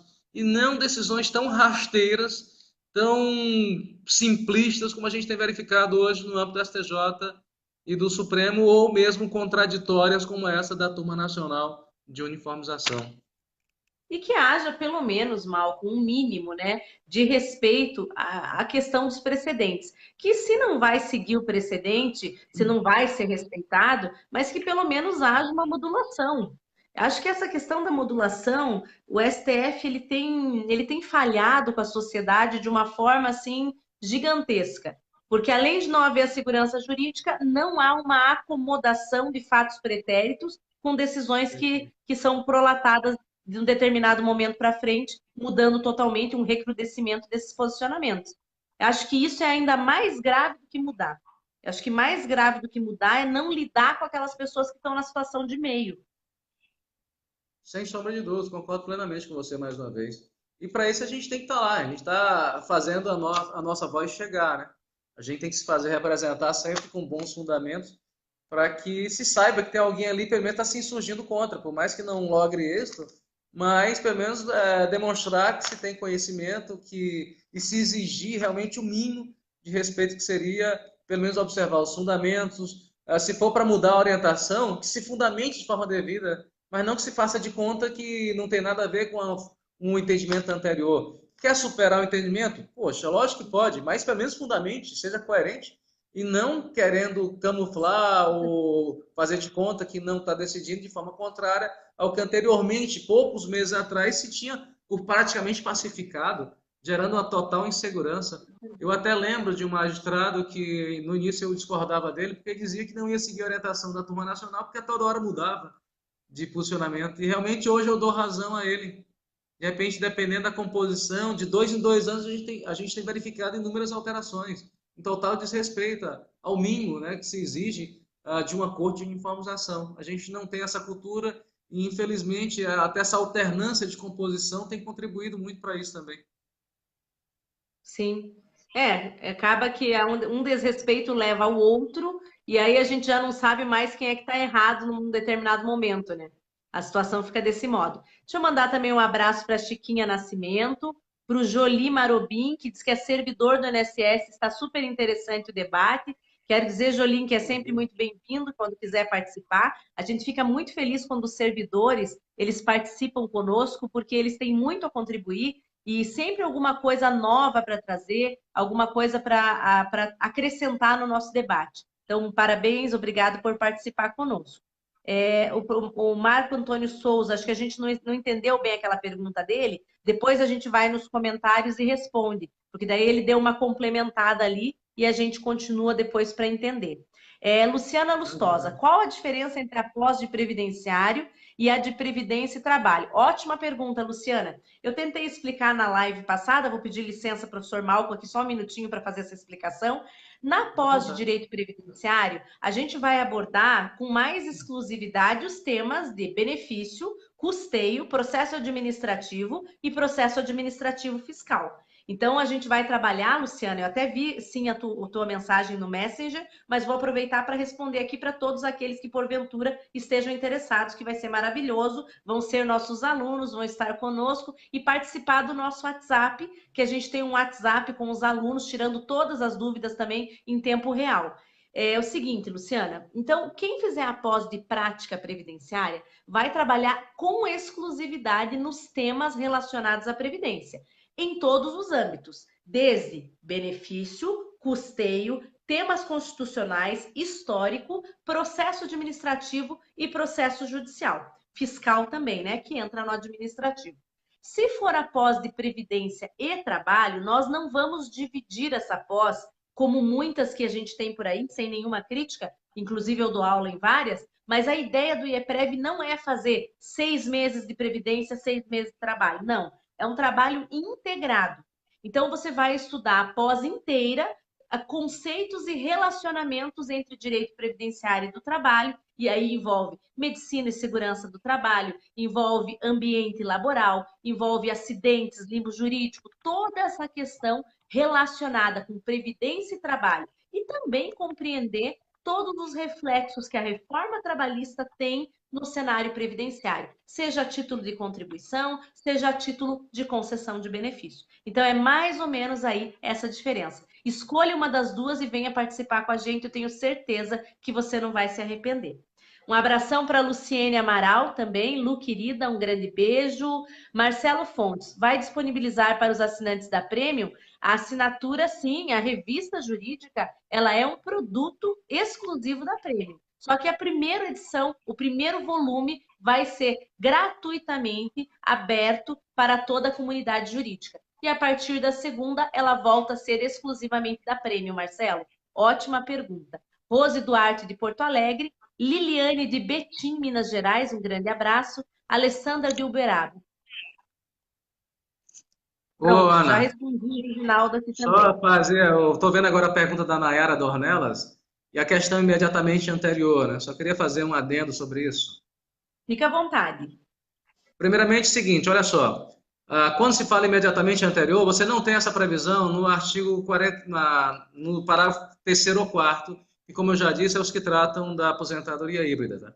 Essa imediatamente anterior só tem na aposentadoria aos 60 ou 55 anos. Então, sabendo que a lei não incluiu no parágrafo 3º essa mesma previsão, não cabe puxar, no meu entender, como fez a TNU, também esse requisito, sob pena, se você coloca a ideia, e aí justamente vai ao encontro do que a gente está colocando, vai de encontro, melhor dizendo.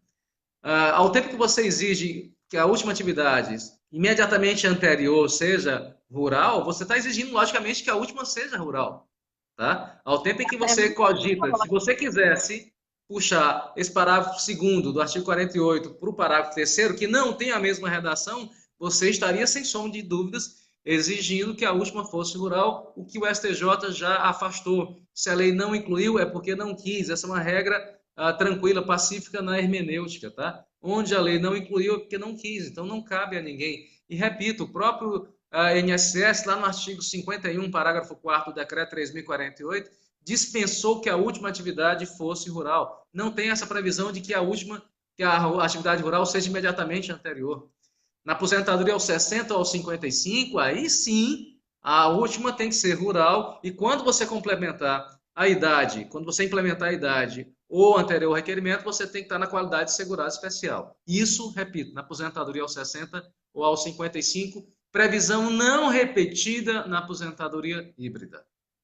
Quando se fala dessa questão do imediatamente anterior na híbrida, me dá aquela sensação de que as pessoas estão misturando os conceitos, né? E como você falou, é uma questão de querer criar algo onde não tem. Ah, essa aposentadoria é boa demais, então eu vou limitar ela de acordo com outras regras do sistema. Mas, gente, peraí, se o legislador não fez, é exatamente o que você falou. Eu gosto muito dessa regra de hermenêutica, né? É uma pena que a regra de hermenêutica ela não tem servido muito ultimamente. Eu falo porque mesmo aqui no tribunal que eu trabalho, que é administrativo, a gente sofre muito com essas questões, porque a hermenêutica ela só vale quando é via de mão única, não é nunca via de mão dupla. Me preocupa bastante também.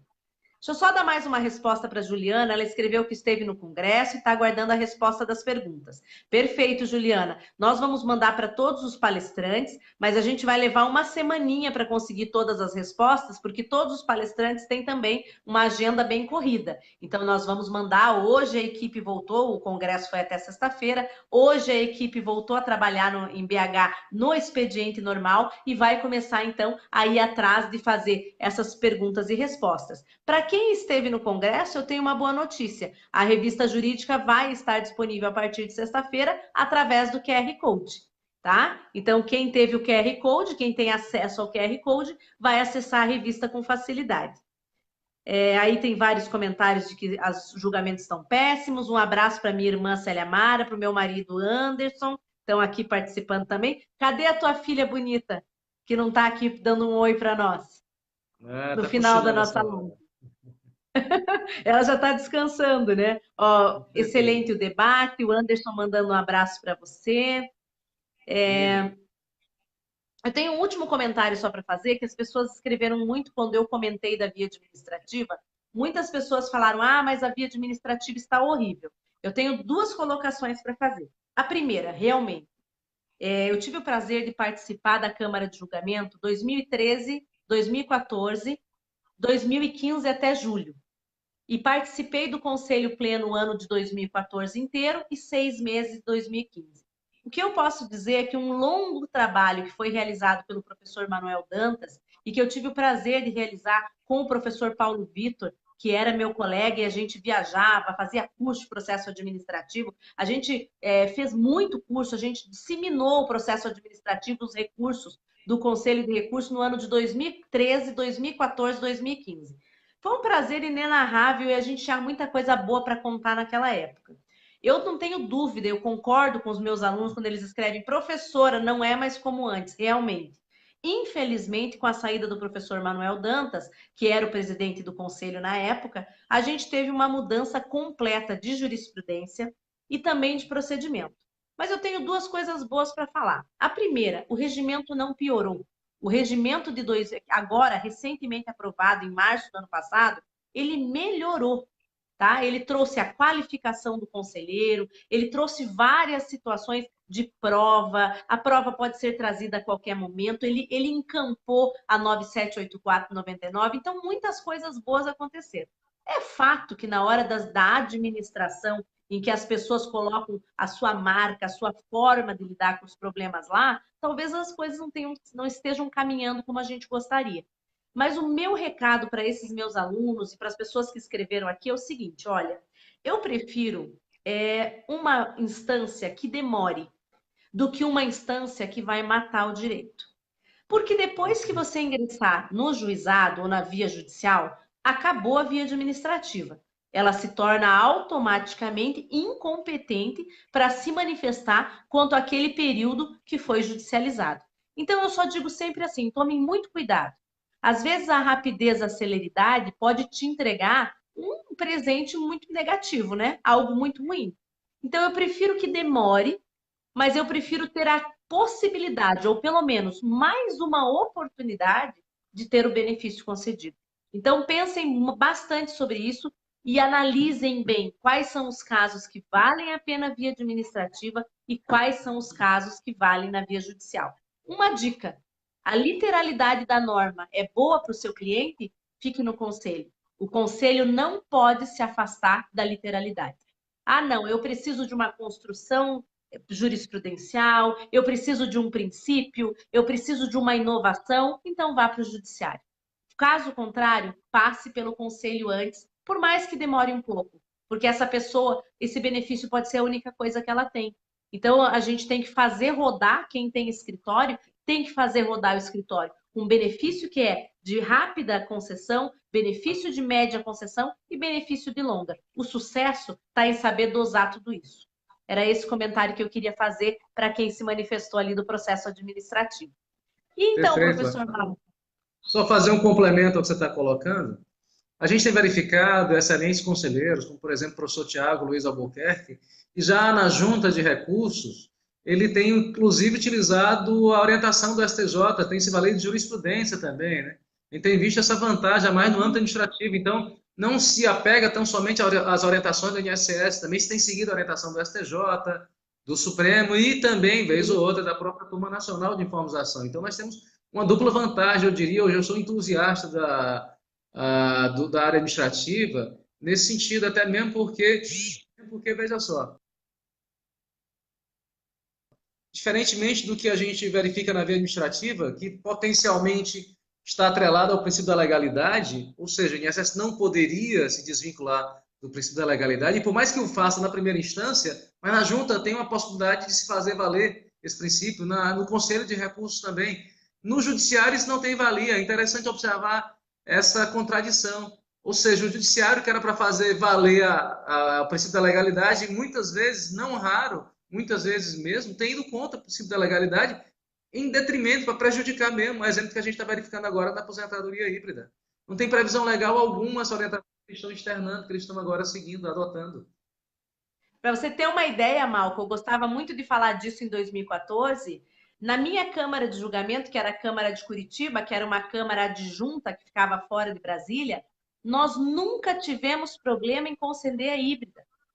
Independentemente do posicionamento, se a Câmara tinha mais pessoas do governo ou mais pessoas representando a empresa ou trabalhador, nós sempre concedemos a híbrida sem problema. Por causa do quê? Do artigo do decreto.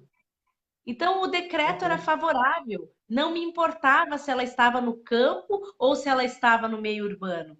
Então, eu sempre digo, olha, tem horas que é excelente estar num lugar que é legalista.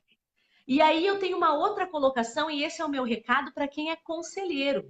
Quando eu deixei de ser conselheira, eu dei vários cursos pela CNI e pela CNC para conselheiros, explicando para eles por que eles podiam se valer de decisão judicial, embora hoje haja uma orientação, tá, interna do Conselho de Recursos, que vem de cima para baixo, no lugar do professor Manuel Dantas. Hoje nós temos uma outra presidência que tenta impor que não se pode aplicar decisão judicial. Quando a 9784 de 99, lá no artigo 2º, em seus parágrafos, ela fala o seguinte: quem atua na administração pública como conselheiro ou tem poder jurisdicional, ou seja, jurisdicional no âmbito administrativo, ele age com legalidade e direito, ele atua conforme a lei e o direito. Atuar conforme a lei e o direito significa aplicar a legalidade, mas naquilo que for necessário eu aplico as 5 fontes do direito. E aí eu tenho súmula, jurisprudência, doutrina e entre outras coisas, costume, direito e aí por diante. E aí cabe ao conselheiro também, e é uma crítica que eu sempre fiz aos meus colegas, ter coragem de atuar dentro daquilo que o seu mandato lhe permite. O artigo 10 da Constituição colocou nós lá, ou seja, os conselheiros da sociedade, para agir com forma democrática, para impor a sua vontade no sentido de aplicando com respeito à lei, mas fazer valer também o interesse da sociedade. Então, é muito importante isso. E muitas vezes eu vejo o conselheiro falar: doutora Ana, não é mais como antes, agora não passa nada, mas continue lá defendendo. porque a sua decisão tem valor para as pessoas quando elas vão judicializar. Então, eu queria deixar mais esse recado. Você sabe que eu sou apaixonada pela via administrativa, né? E eu vejo esses Sem dúvida. comentários aqui, já tenho vontade de responder todos. Perfeito, perfeito. É, até objeto de outra live, inclusive, né? Até como Com sugerido aí. certeza. Tivemos uma live, eu e o professor Paulo Bacelar, faz 2 semanas, falando da Operação Pente Fino, foi um sucesso também. Na semana passada tivemos uma live com o professor Savares, falando de processo judicial. Eu só quero agradecer em nome do IEPREV, agradecer todos vocês e, deixa eu citar aqui, ó. Eu estava fazendo aqui o sorteio, que agora é o sorteio virtual, e a moça que ganhou vai ganhar uma bolsa de 50%. A gente sorteou na semana passada, eu vou sortear nessa semana também. Uma bolsa de 50% da pós-graduação de Previdência e Trabalho. E se não fechar a turma, pode reverter para a prática previdenciária. Foi a Maria Cláudia de Oliveira. Porque eu deixei hoje no Facebook, quem curtisse e compartilhasse o post da nossa live ia concorrer. Então, nós tivemos ali, contando todas as postagens que eu fiz, que foram 6, nós tivemos 48 pessoas concorrendo. E dessas 48 pessoas concorrendo, foi a Maria Cláudia de Oliveira. A equipe vai entrar em contato com ela amanhã. Então, ela foi a felizarda de uma bolsa de 50% da nossa pós-graduação. Parabéns, Maria Cláudia. Excelente aquisição. Então é isso, Malcolm. Quero te agradecer de coração, dizer que foi maravilhosa a sua participação, como sempre. Eu acho que uma das coisas que eu mais admiro em você é essa interdisciplinariedade. Mesmo que nós estejamos falando de direito previdenciário, você sabe de processo, sabe de civil, sabe o que está acontecendo em constitucional, entende de hermenêutica. Eu quero te agradecer por todo esse tempo que você gastou aí conosco. Gastou não, né? Investiu aí Com com nossos certeza. alunos. E quero te agradecer muito a paciência, embora a live estivesse travando, eu quero agradecer a vocês que ficaram conosco. A live não parava de travar, não é fácil, a gente depende da internet, não tem como colocar a manivela e fazer funcionar, mas eu quero agradecer as pessoas que não nos abandonaram. Nós chegamos a 149 pessoas e ficamos com uma média aí de 80, até quando a gente parou com as perguntas daí, passamos a fazer os agradecimentos. Então, eu quero agradecer muito, agora, mesmo agora que nós estamos encerrando, nós estamos com 50 pessoas online junto conosco, professor. Então, isso é muito bom. Coisa boa. Excelente, eu que agradeço a oportunidade, tá? Pode falar, desculpa. Eu que lhe agradeço a oportunidade, continuo à disposição, saiba que a admiração é recíproca, de longa data, eu sou seu fã, admirador do seu trabalho, da sua capacidade, e fico muito feliz de estarmos juntos nesse projeto aqui, e continuo à disposição, tá? No que puder contribuir, conte comigo. Com certeza você vai voltar. E para os nossos alunos, colegas, advogados, toda segunda-feira a gente vai estar aí. A ideia é às 20 horas, mas acaba que com essas questões das viagens para Brasília, duas segundas-feiras por mês eu consigo só fazer às 21. Então, eu estou quase conversando com o professor Roberto que a gente vai migrar de vez para o horário das 21 horas, que aí fica mais fácil de ter um encontro marcado com cada um de vocês. Agradeço o carinho, essas mensagens maravilhosas. Nós aceitamos sugestões, indicações de tema. Assim, o mais gostoso disso tudo é poder interagir com tantas pessoas ao mesmo tempo que têm esse interesse pelo direito social. E o IEPREV agradece e também deixa ali o nosso site, www.ieprev.com.br, para quem quiser conhecer o nosso produto, que é o IEPREV Premium, que o professor Malcolm fez a propaganda. O IEPREV Premium, ele coloca à disposição de quem é Premium todos os cursos online, sem limitação. Pode assistir quantas vezes quiser. Tem curso do professor Malcolm, tem curso meu, tem curso do professor Savares, do professor Lázari, maravilhoso professor Lázari, tem vários cursos. Temos curso de RPPS e temos simuladores de cálculo, inclusive simulador de cálculo de regime próprio, que é difícil quem tenha, né? É um simulador um pouco mais difícil, mas nós temos também. E já vou deixando aqui dito, hein? Todo mundo marcando na agenda nosso Congresso Nacional, que acontece todo ano em maio, finalzinho de maio, começo de junho. Professor Malcolm, deixa seu recado aí para o pessoal, então, para a gente poder encerrar e daí eu vou te deixar descansar. Tá, joia. Só até agradecer a todo mundo que participou, espero que a gente tenha contribuído, né?